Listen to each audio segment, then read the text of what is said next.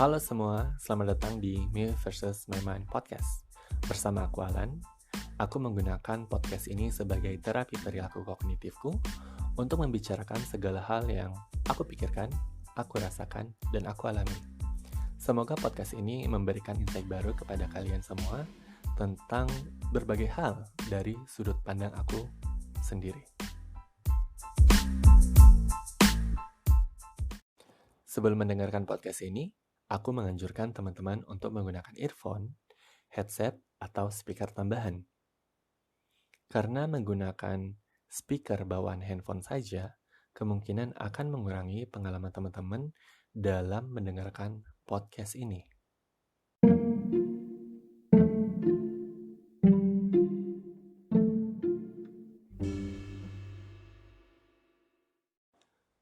Di tahun 2021 ini, seperti pada tahun-tahun sebelumnya, aku berharap perubahan besar dalam kehidupan aku terjadi.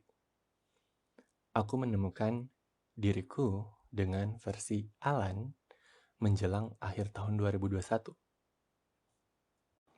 Tepatnya setelah selesai dengan psikologku, saya mendapatkan terapi dengan psikolog yang cukup menghabiskan waktu, emosi, dan energi. Aku ingin orang-orang mengenalku dengan panggilan Alan. Nama yang tidak sengaja muncul dari hasil obrolan aku dan teman-temanku di sosial media. Sosial media ini awalnya kami gunakan untuk mengekspresikan diri kami dan emosi-emosi kami yang terbelenggu. Ya, ini menjadi tempat curhat dan tempat saling menghibur diri dengan keanonimitas kita masing-masing. Kita hanya menceritakan cerita kita di sana tanpa secara terang-terangan dan gamblang menunjukkan siapa diri kami atau siapa jati diri kami atau siapa kami di balik akun-akun itu. Sangat membantu menghilangkan kepenatan pikiran untuk sesaat sih. Atau juga mungkin bisa bantu kita healing karena di sana kita ngobrol ya. Kita ngobrol tentang masalah kita, ada yang sampai nangis-nangis kayak gitu, ada yang kita ketawa-tawa bareng kayak gitu. Jadi, Alan bukan namaku yang sebenarnya. Alan juga bukan hasil dari pembelaan kepribadianku. Lebih tepatnya, Alan ini adalah representasi dari diri aku yang ingin start over. Alan ini adalah nama kebangkitan aku dari segala keterpurukanku, segala kegelapan pikiranku yang sendu kelabu, gloomy, moody, kayak gitu. Yang depresi, ya, yang nggak tahu aku siapa. Selama kurang lebih 5 tahun. Nah, teman-teman aku yang tahu how I suffer selama itu ngasih testimoni bahwa mereka suka dengan Alan. Mereka suka dengan karakter aku yang ini, kayak gitu. That means mungkin versi aku yang dulu lebih nyebelin berarti ya. Versi diri yang depresi, yang galau, yang tersesat, ya mungkin bener nyebelin ya untuk dihandle sama mereka. Bener-bener nyebelin. Depresi yang cukup lama membuatku lupa dengan siapa diriku sendiri. Ini kenapa di awal tahun 2021 aku memutuskan untuk mendatangi profesional lagi untuk kedua kalinya. Jadi di tahun 2019 aku sudah sempat mendatangi seorang psikiater. Aku mendapatkan penanganan psikolog sekitar 4 bulan di tahun 2021 dengan 2 sesi per minggu. Dan setiap sesinya itu kita menghabiskan waktu sekitar 1 hingga 2 jam. Capek banget. Setiap selesai sesi aku kayak cuma bisa rebahan. kayak abis kerja berat gitu yang menguras mental ya dan fisik, yang kayak pegel, capek, udah nggak bisa ngapa-ngapain kayak gitu, rebahan aja dan ngawang kayak gitu, kayak apa sih yang barusan terjadi. Selama sesi itu kadang alam bawah sadarku tuh ngobrolnya nggak tanggung-tanggung, udah nyerah aja, mati aja kayak gitu. Dan wow, ya sometimes itu kadang udah mikir ya udah nyerah aja, sampai sini aja, capek men, sakit men. Jadi aku menganalogikan bahwa kesakitan emosi ini kayak kamu ketancap pedang atau ketancap paku. Jadi ketika ketancap itu sakit, ketika diproses untuk dicabut juga itu sakit. Jadi kesayatnya 2 kali men. Itu kenapa menyakitkan buat aku. Beneran menyakitkan. Tapi aku memilih untuk tetap memprosesnya. Dan entah pada sesi keberapa aku menyadari akan sesuatu hal. Aku berkata ke psikologku, after all, this is not about my dreams, my achievement, my problems, my past, my future, or my parents anymore. This is me versus my mind. Dari sinilah slogan ini berasal. Bagaimana tidak, waktu itu awal tahun 2021, aku merasa bahwa, wow, ringan ya tahun ini. Aku tidak sedang stres, tertekan, atau mengalami masalah apapun. Tapi setiap kali aku mencoba memfokuskan diriku ke suatu hal, pergelangan tanganku itu merasa tersayat, nyeri dan sakit sekali. Dan semakin aku fokus, maka kesakitannya itu semakin dalam. Untuk mencegah tidak melakukan self-harm, akhirnya aku memutuskan untuk mendatangi psikolog waktu itu. Karena aku mikir, ini udah gak beres men. Kok bisa kayak gini ya? Aku takutnya karena aku punya sensasi sayatan di tangan yang bahkan itu bisa sampai ke kaki. Jadi semua urat-urat yang besar itu nyeri dari pergelangan tangan sampai dengan pergelangan kaki. Sampai waktu itu aku cuma bisa tiduran dan gak bisa ngapain-ngapain gitu. Ini sakitnya kenapa ya? Kayak gitu. Aku gak punya luka apapun, tapi aku ngerasain luka itu. Karena udah gak beres, ya udah. Aku harus nyari bantuan. Itu yang ada di pikiranku. Waktu itu.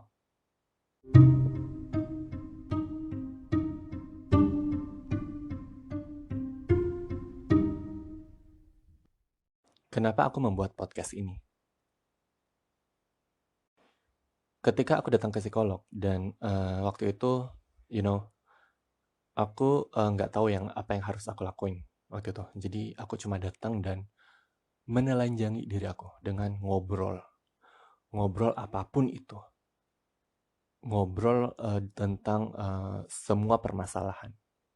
Jadi aku terbuka apapun itu ke psikolog aku. Dan aku menemukan bahwa ternyata itu tuh somehow addictive. Jadi kayak aku ketagihan ngomong ternyata kayak gitu, karena banyak banget emosi yang aku tahan selama ini, banyak banget pikiran yang aku tahan selama ini, banyak banget perasaan yang aku tahan selama ini. Dan ketika dapat momen itu tuh kayak aku muntahin aja semua kayak gitu. Aku muntahin semua sampai psikolog aku tuh geleng-geleng kepala itu karena dia pusing ngedengerinnya, karena kayak semua tuh keluar kayak wow, wait a minute kayak gitu. Ternyata ini namanya adalah terapi perilaku kognitif atau CBT, Cognitive Behavior Therapy, yaitu terapi dengan ngomong kayak gitu. Aku menghabiskan waktu untuk ngomong doang itu sekitar 2 bulan, teman-teman. Jadi bayangin aku udah sesinya kayak seminggu sampai 2 kali kayak gitu, dan aku harus ngomong tuh 2 bulan. Ada sih memang kayak kita tuh kayak karena aku datang dengan bilang ke psikologku bahwa aku udah nggak tahu diriku siapa. Aku udah nggak ada bentuk kayak gitu. Karena basically ketika kamu itu akan bold ya. Mungkin istilah sekarang itu bold, be bold kayak gitu. Ketika kamu ada bentuk itu, kamu be bold, karaktermu itu nonjol kayak gitu. Nah itu aku nggak punya karakter sama sekali. Aku nggak tahu aku pesimis atau aku optimis. Aku nggak tahu kalau aku introvert atau extrovert. Aku nggak tahu aku ceria atau aku bahagia kayak gitu. Jadi tidak ada pendeskripsian tentang diri aku yang sebenarnya kayak gimana. That's why podcast ini mungkin bisa dibilang adalah salah satu cara buat aku untuk tetap melakukan terapi perilaku kognitif karena basically I don't have anybody to talk to directly kayak gitu saat ini ketika aku membuat podcast karena pertama pandemik aku rada introvert juga, aku nggak punya keluarga yang bisa aku ajakin deep talk kayak gitu, but aku bersyukur aku punya temen yang bisa aku ajakin untuk deep talk. Temanku ini aku bersyukur banget karena Tuhan apa ya, cross our path kayak gitu. Jalan kita kayak itu kayak dipertemukan. Jadi temanku ini adalah teman aku kuliah, tapi kita nggak deket. Kita nggak deket. Dia bukan teman aku yang tiap hari aku ajak jalan, atau tiap weekend aku ajak nongkrong, atau teman yang kemana-mana di kampus itu aku ajak jalan bareng kayak gitu. Temanku ini hanya sekali pernah sekelas sama aku, dan dia pernah ngebantuin aku untuk uh, nyelesain skripsi, ngambil data waktu itu. Dia pernah bantuin, dia nawarin ya.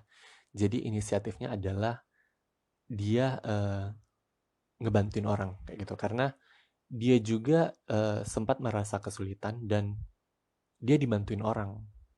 Dia bilang kayak ada malaikat yang datang untuk ngebantuin dia kayak gitu. So basically dia jadinya mikir bahwa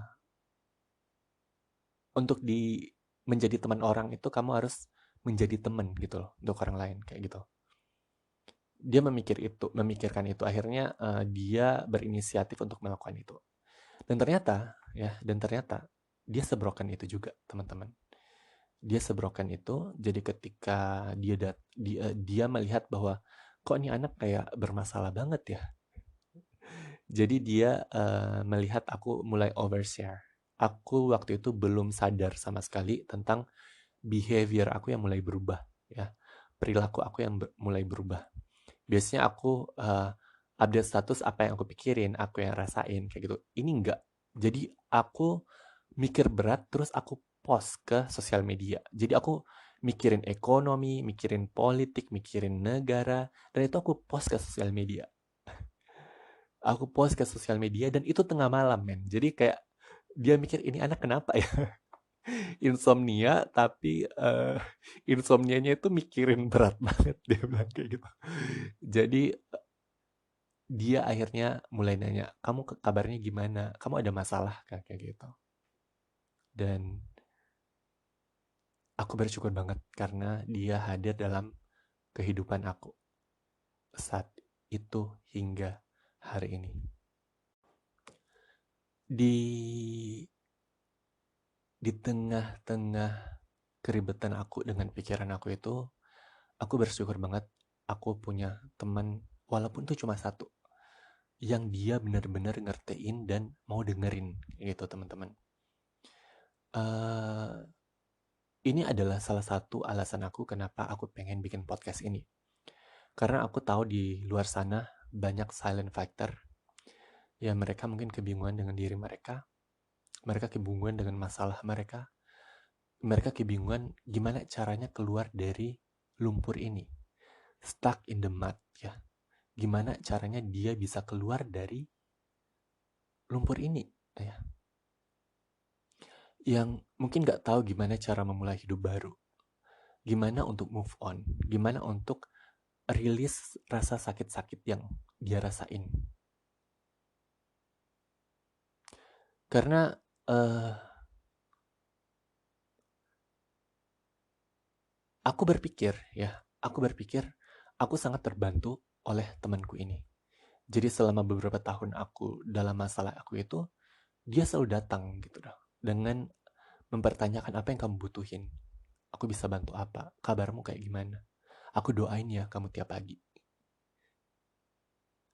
Dan aku mikir itu hanya sekedar basa-basi dulu teman-teman. Itu aku mikir bahwa anak yang kayak gitu tuh nggak ada gitu. Anak-anak orang yang beneran peduli sama aku tuh nggak ada. Aku dulu mikirnya kayak gitu.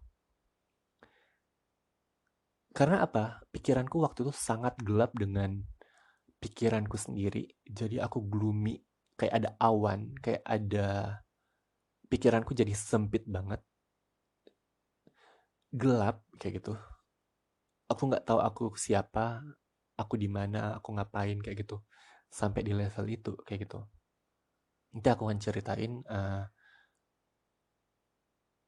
keribetan aku dengan pikiranku sendiri.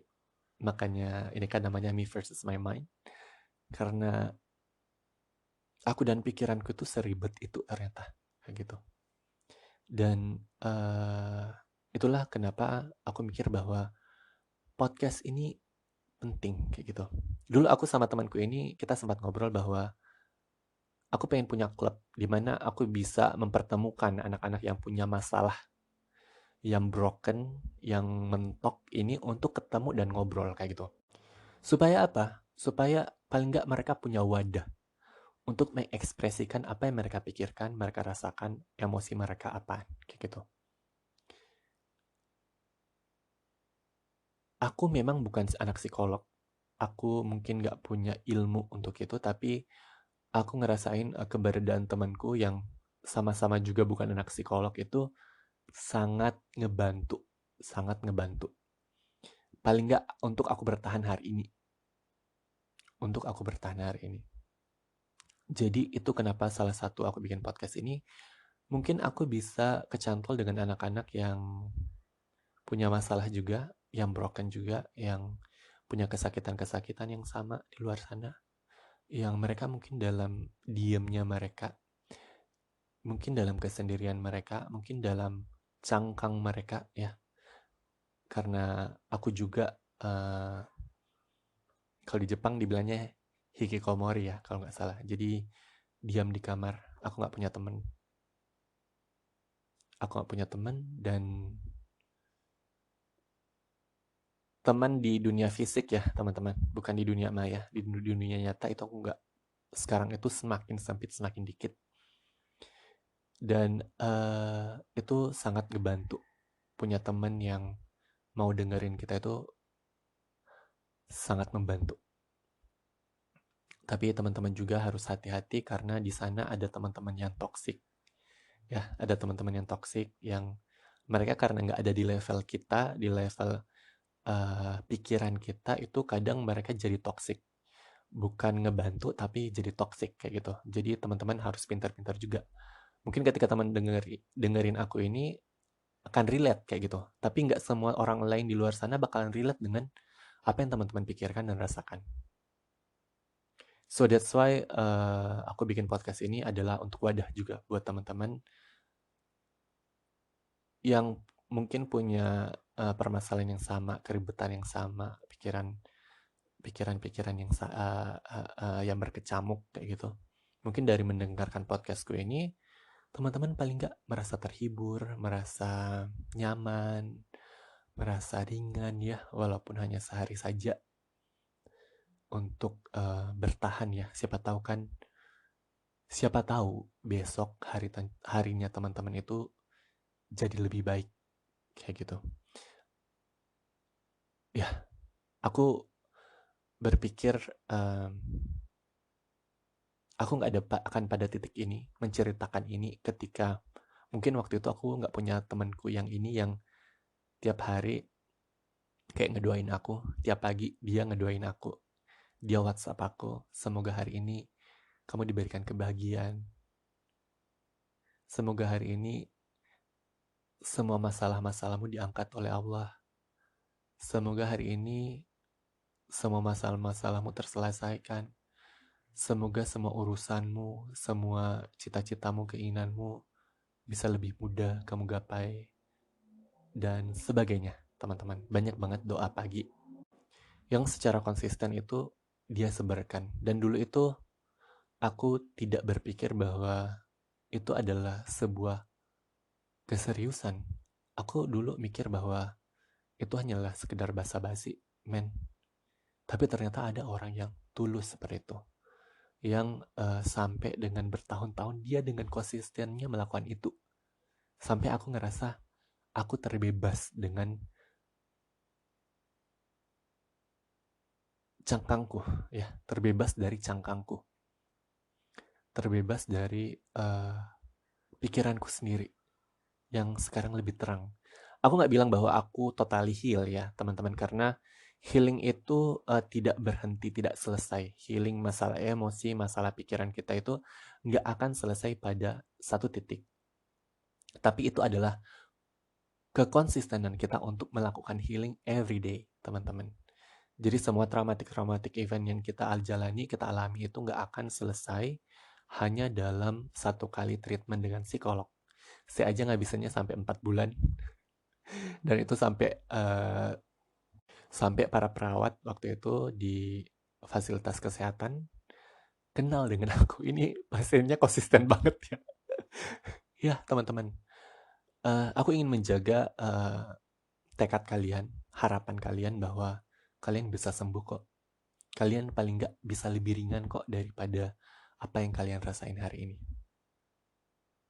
Aku ingin kalian bertahan, aku ingin kalian tetap kuat, aku ingin kalian tetap menjaga semangat kalian, aku ingin kalian tetap menjaga harapan kalian untuk tetap hidup, untuk move on, untuk mencapai kehidupan yang baru, yang lebih baik. Aku ingin kalian tetap memiliki pikiran itu di kepala kalian. Tekad untuk sembuh, tekad untuk keluar dari lumpur ya, itu harus ada dalam pikiran kita. Biar apa? Siapa tahu besok itu hari kita tuh tiba-tiba kayak jelek atau kayak jentikan tangan aja itu bisa berubah kayak gitu. Tapi event itu berubah, teman-teman. Event itu berubah ya. Kamu merasa lebih ringan, jangan lupa bahwa healing ya, self healing itu adalah proses tanpa akhir. So, teman-teman harus tetap menjaga kekonsistenan itu bahwa aku akan heal every day. Karena namanya luka batin, namanya traumatic event, itu akan ada di kepala seumur hidup. Tapi itu bukan akan menjadi apa yang membuat kita putus asa. Tapi aku ingin itu menjadikan kita, ya, termasuk diriku sendiri, bukan hanya kalian mendengarkan, sebagai cara untuk menjadi versi terbaik dari diri kita di masa depan. Next, aku mau ngomong masalah data. Sebelumnya aku taunya psikologi itu tentang self-development, tentang membangun karakter, tentang mengetahui aku tipe kepribadiannya apa, aku bakatnya apa, skillku di bagian apa, misalnya cocoknya, dan sebagainya, dan sebagainya. Aku tahu juga tentang mental illness, tentang penyakit jiwa, kayak gitu. Tapi cuma sekedar tahu. Untuk handle-nya aku nggak tahu sama sekali. Cara nge-handle, cara memperlakukan orang yang punya mental illness, cara memahami orang dengan mungkin keanehan mereka ya. I'm sorry, ini bukan menjudge ya, tapi karena mental illness atau enggak gangguan perilaku ya, akan ada perilaku-perilaku yang mungkin kita pikir itu kok aneh banget ya anak ini kayak gitu. Ternyata dia mungkin punya gangguan perilaku ya. Jadi ada banyak banget dalam psikologi. Kalau nggak salah ada gangguan perilaku sama adalah gangguan jiwa kayak gitu. Ya, mental illness sama uh, behavior disorder kalau nggak salah. Ya, saya bukan psikologi. Jadi ya intinya seperti itu. Intinya ketika kamu punya gangguan ini atau disorder ini, kamu akan mengalami perubahan perilaku kayak gitu. Misalnya orang punya PTSD kayak gitu, post traumatic PTSD. Aduh, saya lupa. sorry. Sok-sokan mau ini tapi lupa kepanjangannya. Post traumatic stress disorder. Oke, PTSD. Ya. Itu akan punya gangguan gitu loh. Ketika dia punya traumatic event, ya dia akan berubah perilakunya gitu. Karena mungkin dia kebayang atau apa, atau mungkin ada yang nge-trigger, itu akan merubah. Mungkin tadinya dia malam tidur nyenyak, tapi tiba-tiba dapat naik teror kayak gitu karena ada PTSD kayak gitu misalnya. Tapi teman-teman harus ingat bahwa mental illness itu bukan keren-kerenan ya. Jadi jangan pernah berpikir bahwa jangan pernah self diagnose ya.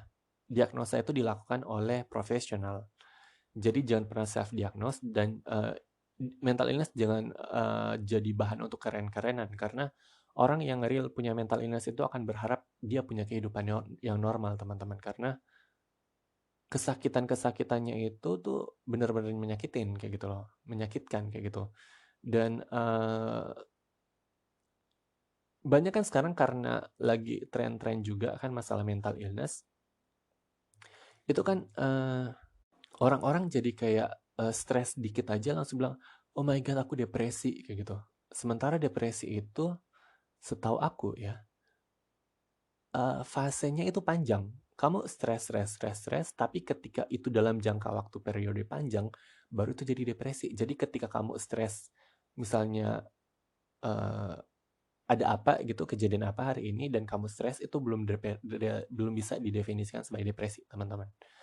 Itu belum bisa didefinisikan sebagai depresi. Jadi jangan sembarang mengatakan, aduh aku depresi, karena bisa jadi alam bawah sadarmu nangkap dan kamu jadi depresi beneran. Dan depresi beneran itu sangat gak enakin, teman-teman. Sangat gak enakin. Nanti aku akan ceritain di episode berikutnya ya. Nah, data. Jadi karena memang mungkin dulu sebelum boomingnya internet, mungkin sosial media. Sekarang kan orang itu banyak ngepost masalah mental illness ya, mengeducate terutama. Karena banyak banget orang-orang di luar sana yang mungkin akhirnya decide untuk suicide kayak gitu. Dan itu nggak dapat pertolongan karena dia nggak tahu mendapatkan pertolongan dari mana. Dan juga belum banyak yang mengeducate masalah ini. Dan aku dulu mikir bahwa yang paling rentan itu adalah cewek sebenarnya. Sampai aku ngerasain sendiri. ini bukan aku toxic femininity ya, enggak. Tapi kan cewek itu identik dengan makhluk yang lemah, gampang sensitif dan sebagainya. Artinya kan stresnya tinggi ya. Belum gangguan, misalnya menstruasi, gangguan, bukan gangguan, perubahan perilaku karena misalnya lagi mau menstruasi nih, hormonal misalnya kan. Itu kan bisa merubah tingkat stresnya cewek kan kayak gitu. Dan mungkin dia lagi menstruasi terus dia dapat masalah bla bla bla, dia jadi stres. Nah setelah dia stres itu mungkin dia keterusan jadi depresi kayak gitu. Jadi aku mikir, oh kayaknya ini jarang banget deh sama cowok kayak gitu. Sampai aku mendapatkan data, teman-teman. Aku mendapatkan data bahwa ternyata 84 pria setiap minggu itu meninggal gitu dengan cara suicide, bunuh diri. Dan dari total populasi atau total korban yang suicide, ternyata itu 75%-nya adalah laki-laki. Dan ternyata kenapa itu ternyata banyak di laki-laki? Karena laki-laki itu kurang mendapatkan pertolongan ya. Sering kali kurang mendapatkan pertolongan. Tadinya sebelum aku dapat data ini, aku mikir bahwa aku tuh cuma sendirian kayak gitu loh. Aku mikir aku satu-satunya laki-laki yang punya mental illness kayak gitu. Aku mikir bahwa, duh aku lemah banget ternyata ya kayak gitu. Dan gitu aku terbuka dengan mental illness ternyata teman-teman. Aku masuk ke dalam suatu sosial media, ternyata di sana aku menemukan banyak banget cowok ya, pria yang punya mental illness, yang mereka ternyata punya behavior yang menunjukkan perilaku dari orang-orang yang punya gangguan gangguan perilaku sama mental illness. Jadi aku amazed sih. I'm sorry, ini bukan kata amazed, maksudnya bukan bukan sebuah pujian ya, tapi kayak wow, wow banget karena apakah cowok-cowok di luar sana yang basically dia terlihat baik-baik aja, smile gitu di lingkungan sosialnya, ketemu orang di tempat kerjanya mungkin dia smile, ceria, bahagia, tapi ketika dia balik ke kamar ternyata dia dengan segala kesedihannya, dengan kesakitannya, dengan depresinya tuh muncul lagi. Misalnya kayak gitu sampai amit-amit ya, sampai kita temuin ternyata dia suicide kayak gitu. So, aku pengen ngobrolin ini sih sebenarnya untuk next episode itu aku berharap bisa terus berlanjut untuk ngomongin ini kayak gitu. Supaya apa? Supaya kita punya kesadaran sama-sama bahwa mungkin aku sorry, mungkin aku bisa nolong diriku sendiri. In case misalnya teman-teman nggak punya lingkungan yang cukup mendukung, yang cukup suportif untuk mendukung teman-teman masalah mental illness teman-teman atau gangguan perilaku teman-teman, itu paling nggak punya awareness, punya kesadaran sendiri. Oh, kayaknya aku butuh pertolongan nih. Aku harus datang ke profesional nih kayak gini. Atau enggak teman-teman mungkin ketika mendengarkan ini teman-teman melihat teman-teman punya teman lain ya yang punya eh, ciri-ciri butuh pertolongan misalnya. Jadi teman-teman bisa bantuin mereka untuk mendapatkan pertolongan sesegera mungkin. Kayak gitu. Oke? Okay? So, aku berharap sih lebih banyak orang yang tertolong. Karena aku pengen memposisikan diriku seperti temanku memposisikan dirinya ketika aku berada dalam situasi sulit itu, kayak gitu. Sebenarnya sampai sekarang itu masih dalam situasi sulit, teman-teman. Tapi paling nggak secara mental itu aku udah lebih terang kayak gitu. Aku bisa melihat banyak hal dari banyak perspektif kayak gitu. Tidak sesempit dulu. Aku pengen memposisikan diriku seperti temanku yang oh my god, dia tanpa pamrih itu pengen ngelakuin apa aja biar aku bisa ngerasa ringan kayak gitu. Nanti aku akan membicarakan tentang batu ya,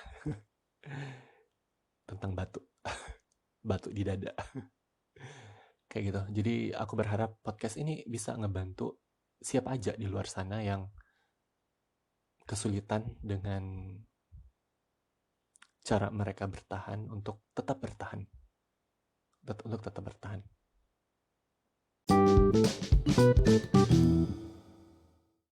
Sebelum aku menutup podcastku kali ini, aku ingin menyampaikan bahwa tidak semua orang akan relate dengan apa yang aku omongkan atau aku obrolkan di sini. Karena setiap orang memiliki perspektif sendiri dalam melihat kehidupan, caranya sendiri dalam bertahan dan menghadapi permasalahan, dan cara bagaimana mereka suffering, dan cara beradaptasi dengan permasalahan itu sendiri. Dan buat kalian yang relate, aku berharap bahwa kalian tetap semangat, tetap bersabar, tetap punya tekad untuk sembuh, untuk healing. Semoga selalu diberikan kekuatan, semoga diberikan hidayah dan petunjuk dalam menyelesaikan masalah. Semoga kalian cepat bahagia. Tetap menjalani hidup, paling tidak untuk hari ini. Karena siapa tahu besok harimu akan lebih baik.